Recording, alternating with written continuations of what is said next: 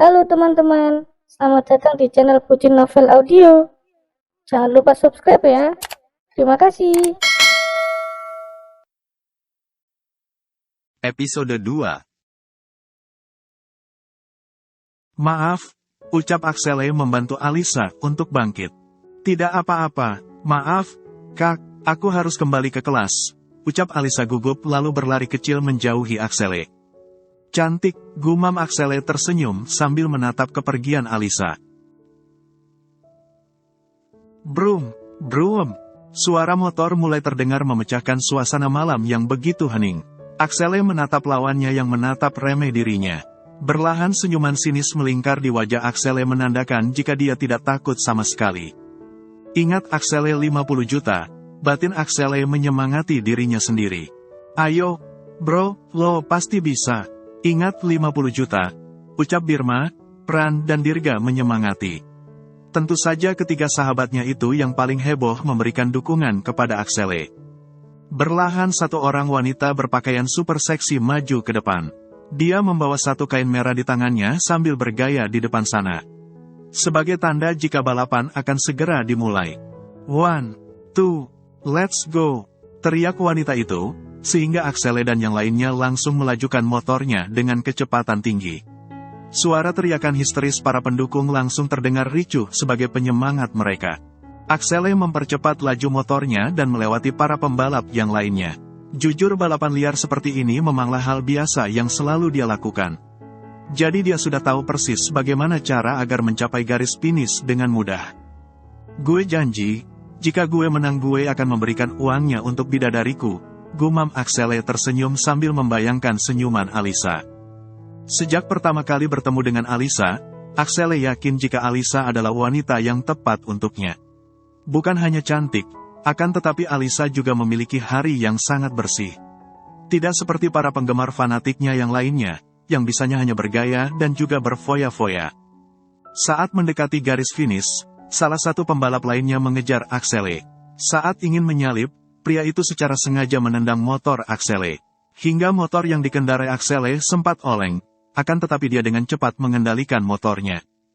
Axele yang tidak terima dengan kecurangan salah satu lawannya langsung mengepalkan tangannya geram. Dia kembali meninggikan kecepatan laju motornya dan mengejar pria yang berani mengusiknya. Brak! Axele dengan membalas pria itu dengan menendang motornya. Dengan sekali tentangan motor pria itu langsung hilang kendali dan menabrak tiang pembatas jalan. Melihat pria itu telah terjatuh bersama motornya, Axele langsung berhenti dan menatap pria itu. Mampus lo, ucap Axele tersenyum sinis lalu kembali melajukan motornya. Axele, lo pasti bisa, teriak Birma bersorak memberi dukungan kepada Axele. Axele, Axele, teriak semua orang sehingga pria tampan itu menjadi besar kepala. Sesampainya di garis finish dia langsung mengangkat kedua tangannya dengan penuh kebahagiaan. Yah, lo memang yang terbaik, ucap Pran, Birma dan Dirga tertawa penuh kebahagiaan. 50 juta? Bro, ayo kita bersenang-senang, ucap Dirga menghampiri Axele yang telah keluar dari jalur balapan. Oke, malam ini kita akan berpesta sepuasnya, ucap Axele tersenyum bahagia. Setelah selesai mengambil hadiahnya, Axele dan teman-temannya pergi ke klub malam yang biasa mereka kunjungi. Mereka berjoget bersama sambil mengikuti iringan musik sambil meminum minuman beralkohol. Mereka tertawa bersama sambil menikmati alunan musik dan melupakan semua beban pikiran mereka. Axele menyelenggarakan kecil ketika melihat ketiga temannya sudah mabuk dan mulai berbicara dengan gaur. Dia terkekeh kecil ketika mendengar ucapan ketiga sahabatnya yang sudah melantur. Dia berlahan melangkahkan kakinya meninggalkan ketiga sahabatnya itu. Woi, lo mau kemana? Apa lo mau ninggalin kita? Teriak Pran melihat kepergian Axele. Gue mau ke toilet, ucap Axele ketus sambil terus melangkahkan kakinya. Saat menuju ke toilet tiba-tiba Axele melihat seorang wanita yang sedang menangis. Axele melihat wanita itu dikerumuni begitu banyak pria yang berpenampilan seperti preman. Axele langsung terkejut ketika mendengar suara wanita yang tidak asing di telinganya. Tidak mau memikirkan yang tidak-tidak, Axele mencoba mendekat dan mencoba membuktikan dugaannya. Dengan seketika Axele membulatkan matanya terkejut ketika melihat wanita yang sangat dia kenal terlihat tidak berdaya di tengah-tengah gerombolan pria itu. Alisa, teriak Niko menghampiri Alisa yang sedang menyusun barang dagangannya. Ada apa, Kak? Jika kakak minta uang lagi, maaf aku tidak akan memberikannya, ucap Alisa mengingat tato biru yang masih membekas di pahanya. Karena Alisa memberikan separuh uang dagangannya kepada Niko, jadi setorannya kepada mama tirinya menjadi berkurang.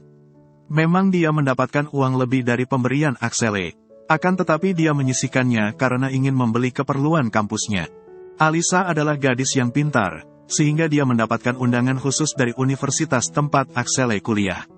Alisa mendapatkan kesempatan untuk kuliah di universitas favorit itu dengan gratis. Walaupun biaya kuliah yang gratis, akan tetapi Alisa harus membeli beberapa kebutuhan kampusnya. Karena hal itulah membuat mama tirinya murka, dia memukuli Alisa dengan rotan.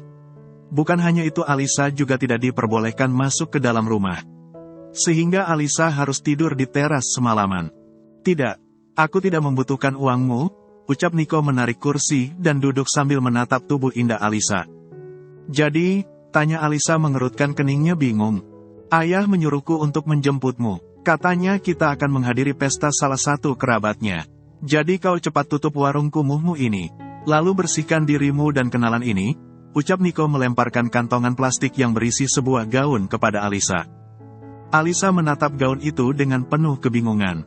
Dia menatap Niko dengan tatapan penuh selidik. Dia merasa jika ada hal yang aneh dari sikap kakak tirinya itu. Karena tidak biasanya Niko bersikap baik seperti ini kepadanya. Kenapa kau menatapku seperti itu? Kau mau ikut atau tidak? Tanya Niko meninggikan suaranya. Iya, Kak, aku ikut, ucap Alisa terkejut ketika mendengar bentakan Niko. Gitu dong, cepat kau tutup warungmu ini. Nanti mama keburu marah karena terlalu lama menunggu, ucap Niko lalu duduk dengan santainya. Tidak mau membuat mood Niko semakin buruk, Alisa langsung bergegas untuk menutup warungnya. Jujur saja perasaan Alisa tiba-tiba tidak tenang. Namun, dia tidak bisa bertanya terlalu banyak karena takut akan membuat Niko menjadi kesal. Sudah, Kak, aku ke rumah dulu ya, ucap Alisa. Untuk apa? Bukankah ayah sudah mengirimkan pakaian untukmu? Lebih baik kau mandi di toilet warungmu saja, ucap Niko ketus. Tapi, Kak, sudah, tidak ada tapi-tapian. Kau mau ikut apa tidak? Atau kau tidak mau ikut ya, biar ayah marah dan menghajarmu lagi. Baiklah, aku akan mandi di sini saja. Kakak tunggu sebentar ya. Baiklah, tapi aku tidak mau menunggu terlalu lama. Karena waktuku itu sangat berharga. Mendengar ucapan Niko, Alisa hanya mengangguk patuh. Dia berjalan menuju toilet dan mencoba membersihkan dirinya. Tidak menunggu lama, akhirnya Alisa keluar dengan balutan gaun selutut yang memperlihatkan lekuk tubuhnya. Itu ada alat make up. Kau rias sedikit wajahmu itu. Jangan sampai karena penampilanmu keluarga kita jadi malu, ucap Niko ketus. Iya, Kak, ucap Alisa mengantuk patuh lalu mengoleskan make up tipis di wajahnya. Setelah selesai, Niko langsung membawa Alisa ke suatu tempat menggunakan motornya. Namun, tiba-tiba Alisa mengerutkan keningnya bingung ketika motor Niko berhenti di sebuah tempat hiburan malam. Alisa menatap tempat itu dengan tatapan penuh ketakutan. Kak, katanya kita mau ke pesta salah satu kerabat ayah. Tapi kenapa kakak membawaku ke tempat ini? Tanya Alisa bingung. Jangan banyak tanya, ikut saja denganku, ucap Niko menarik kasar tangan Alisa lalu membawanya memasuki klub malam itu. Melihat kecantikan Alisa, banyak pengunjung yang menatapnya dengan tatapan nakal. Alisa yang ketakutan melihat tatapan para pria hidung belang itu hanya bisa berlindung di belakang Niko.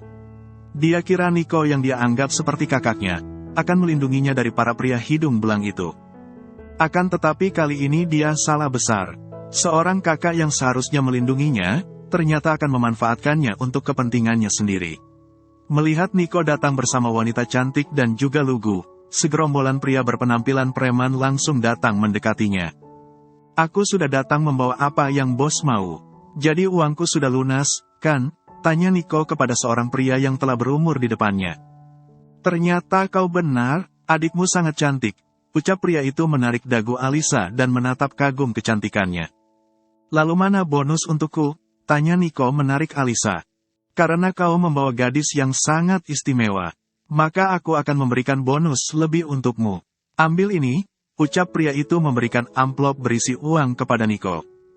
Terima kasih, Bos, sekarang kalian bersenang-senanglah, ucap Nico melemparkan tubuh Alisa ke pelukan pria hidung belang itu. Kak, kenapa kakak menjualku? Aku mohon jangan lakukan ini, Kak, ucap Alisa penuh permohonan. Maaf adikku, sayang, kakak terpaksa melakukan ini, karena kakak tidak mau mati sia-sia karena kakak tidak bisa membayar hutang kakak. Lagian kakak hanya menyuruhmu bersenang-senang dengannya. Tidak lebih, ucap Nico tanpa ada balas kasihan sedikitpun. Kak, tolong jangan lakukan ini, Kak. Aku akan membayar hutang kakak. Tapi aku mohon jangan jual aku, Kak, ucap Alisa menangis histeris. Maaf, kakak tidak bisa, ucap Nico tersenyum sinis lalu pergi meninggalkan Alisa tanpa ada belas kasihan sedikitpun. Kak, kakak, teriak Alisa berharap Nico bisa berubah pikiran. Akan tetapi usahanya sia-sia, Nico terus berjalan meninggalkannya bersama para preman itu sambil tertawa bahagia. Ayo masuk, ucap kepala preman itu menyeret tubuh Alisa masuk ke kamar. Sesampainya di kamar, pria itu langsung melemparkan tubuh Alisa di atas ranjang. Dia menatap tubuh indah Alisa dengan tatapan penuh hasrat. Dia berlahan naik ke atas ranjang dan mencoba menyentuh tubuh Alisa. Alisa yang tidak terima tubuhnya dijajah oleh pria yang tidak dia kenal berusaha untuk memberontak. Dia berusaha mengeluarkan seluruh tenangannya agar bisa lepas dari pria itu. Namun, sangat disayangkan, tenaga pria itu jauh lebih kuat sehingga Alisa tidak bisa melawannya. Pria itu kini telah berada di atasnya. Dia mencoba menindih tubuh mungil Alisa dengan tubuh kekarnya sehingga Alisa tidak bisa lagi melawan. Dia menatap bibir mungil Alisa dengan tatapan penuh hasrat. Karena Alisa tidak bisa lagi melawan, pria itu mencoba melancarkan aksinya dengan mencium bibir Alisa. Bug, arg. Axele memperhatikan para preman itu dari kejauhan. Dia mencoba memikirkan bagaimana caranya agar dia bisa masuk ke kamar itu dan menyelamatkan Alisa. Hingga dia mendapatkan celah, dia melihat para preman yang berjaga di luar sedang asik menikmati minuman beralkohol. Tidak mau membuang-buang waktu, Axele langsung berjalan mengendap-endap dan masuk ke kamar itu secara diam-diam. Suatu keberuntungan, kamar itu ternyata tidak dikunci sehingga Axele dapat dengan mudah masuk ke dalam. Dengan seketika mata Axele membulat, ketika melihat Alisa berada di bawah tubuh pria hidung belang sambil menangis ketakutan. Axele yang tidak terima langsung mengambil kursi kayu yang ada di dekatnya, lalu berjalan mendekat ke arah ranjang. Bug! Kursi kayu itu langsung hancur di punggung pria yang berada di atas Alisa. Dengan seketika pria itu pingsan dan jatuh di atas tubuh Alisa. Axele dapat melihat raut wajah yang penuh ketakutan terpancar di wajah Alisa. Dengan cepat Axele menyingkirkan tubuh pria itu dan membawa Alisa ke dalam pelukannya. Hiks, dia telah menyentuhku. Aku sudah kotor. Hiks. Ucap Alisa menangis kesegukan di dalam pelukan Axele. Tidak, kau tidak kotor. Kau masih suci, ucap Axele menitikkan air matanya sambil menangkupkan kedua tangannya di wajah Alisa. Dia melihat gaun yang dikenakan Alisa sudah berantakan. Bahkan sudah terkoyok di bagian legan dan dada, sehingga memperlihatkan dada mulus Alisa.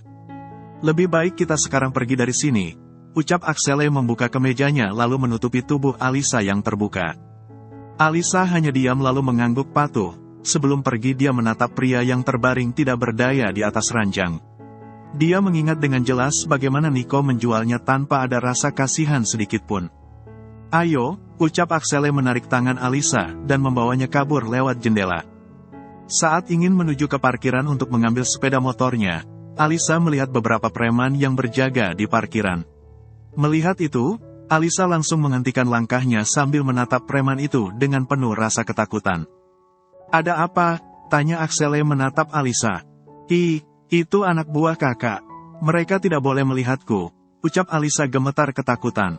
Kau jangan takut, aku ada bersamamu, ucap Axele menenangkan Alisa lalu mencari cara agar bisa kabur dengan selamat. Saat sedang berpikir, Axele sampai tidak sadar jika salah satu dari preman itu melihat mereka. Alisa, teriak preman itu sehingga Alisa langsung terkejut. Mendengar teriakan salah satu rekannya, para preman yang berjaga di luar langsung menatap ke sumber suara itu. Mereka melihat Alisa sedang bersama Axele, sehingga membuat mereka langsung berlari untuk menangkap Alisa kembali. Ayo lari, teriak Axele sambil menarik tangan Alisa. Mereka berlari sekuat tenaga mereka untuk menyelamatkan diri dari para preman itu. Axele terus menggenggam tangan Alisa, dan tidak akan pernah membiarkan Alisa lepas dari tangannya.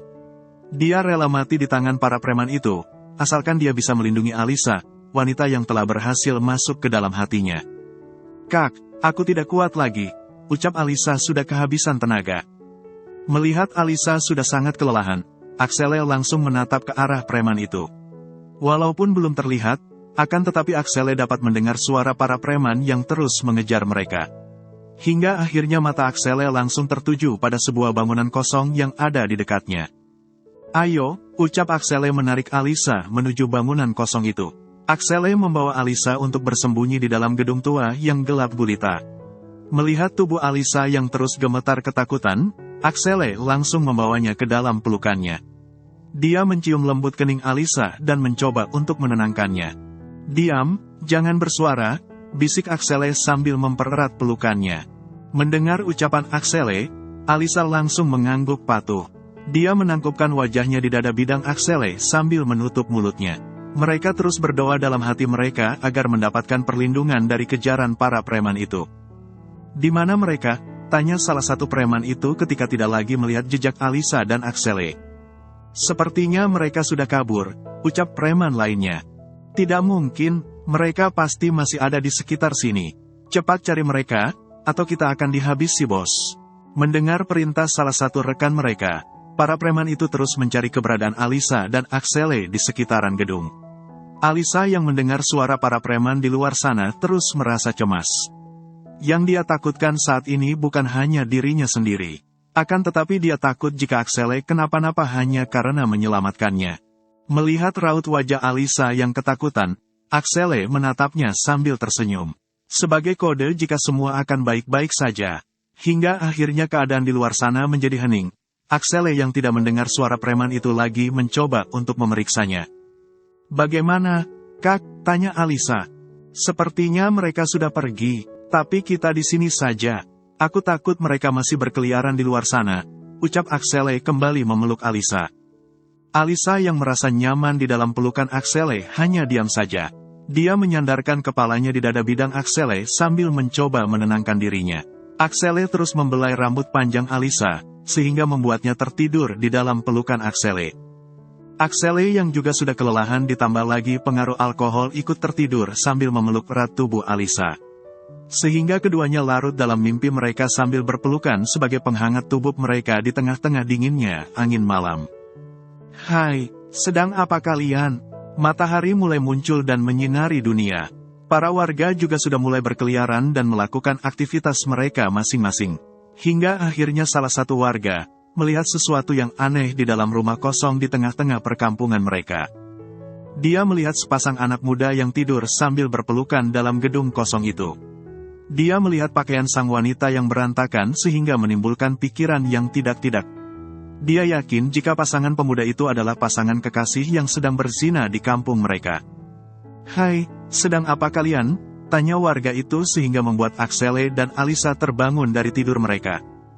Bahkan pria itu memanggil seluruh warga lainnya untuk menyaksikan perbuatan tidak senonoh pasangan pemuda yang dia temukan. Para warga yang mendengar jika ada orang yang mencemarkan nama desa mereka, langsung datang secara berbondong-bondong untuk melihatnya. Axele dan Alisa yang melihat gedung itu telah dipenuhi warga langsung panik. Namun, Axele berusaha terlihat tenang dan terus berusaha menenangkan Alisa. Dia juga terus melindungi Alisa karena tidak mau para warga menyentuhnya. Terlebih lagi pakaian Alisa yang koyak membuat Axele langsung menutupinya dengan kemejanya. "Sedang apa kalian? Kalian pasti sedang berbuat zina di gedung ini, kan?" tanya salah satu warga menatap geram Axele. "Maaf, ini semua tidak seperti yang kalian pikirkan," ucap Axele mencoba membela diri. "Alah, banyak bancot kamu. Lihat pakaian wanita itu. Jika kalian tidak berbuat apa-apa mana mungkin pakaiannya seperti itu," ucap salah satu pria menyingkirkan kemeja Axele dari tubuh Alisa. Melihat aksi lancang pria itu, Axele langsung mengepal akan tangannya geram. Dia tidak terima jika ada pria lain yang melihat tubuh Alisa, walaupun hanya dari koyakan bajunya. "Kurang ajar kau," teriak Axele mencoba menyerang pria itu. "Sudah salah, banyak tingkah pula," ucap warga semakin emosi. Ada apa ini? Tanya Pak RT datang tepat waktu. Ini Pak, mereka telah berbuat hal memalukan di kampung kita. Bapak lihat saja penampilan wanita itu, ucap warga menunjuk pakaian Alisa. Melihat warga yang terus menatap tubuh Alisa, Axele langsung menurut kemejanya yang tergeletak di lantai. Dia dengan cepat memasangkan kemejanya pada Alisa agar tubuhnya tidak terlihat. Lebih baik kita bawa mereka ke kantor, ucap Pak RT bijaksana. Ayo cepat, ucap warga menarik tubuh Axele dan Alisa. Hai, kau bisa sopan sedikit atau tidak? Dia ini wanita, jadi kau tidak perlu berlaku kasar seperti itu, bentak Axele ketika melihat salah satu warga mendorong Alisa hingga terjatuh.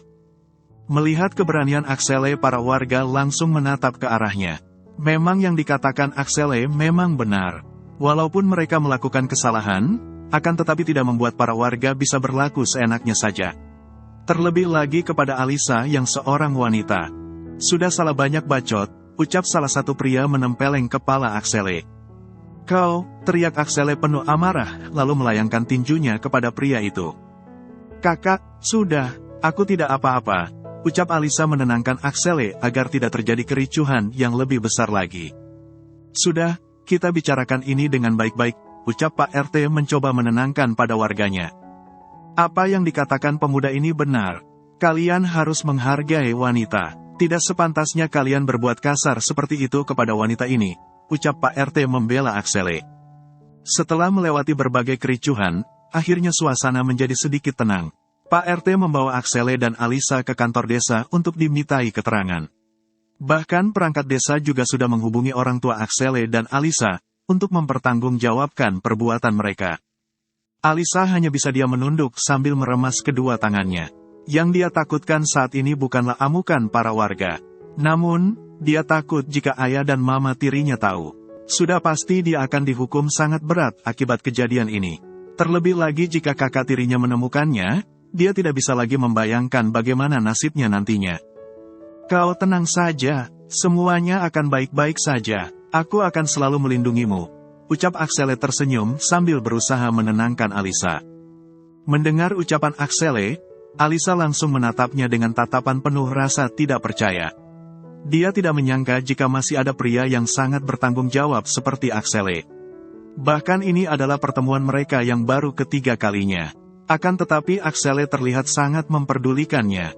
Tidak berselang lama, terlihat sebuah mobil mewah berhenti di perkarangan kantor desa. Para warga yang tadinya mengamuk dan emosi tidak karuan, kini akhirnya terdiam. Ekspresi mereka kini menjadi berubah drastis ketika melihat seorang pria gagah dan tampan keluar dari mobil itu. Di mana adik saya? Tanya Askara menatap para warga dengan tatapan tajamnya. Bersambung dulu ya teman-teman.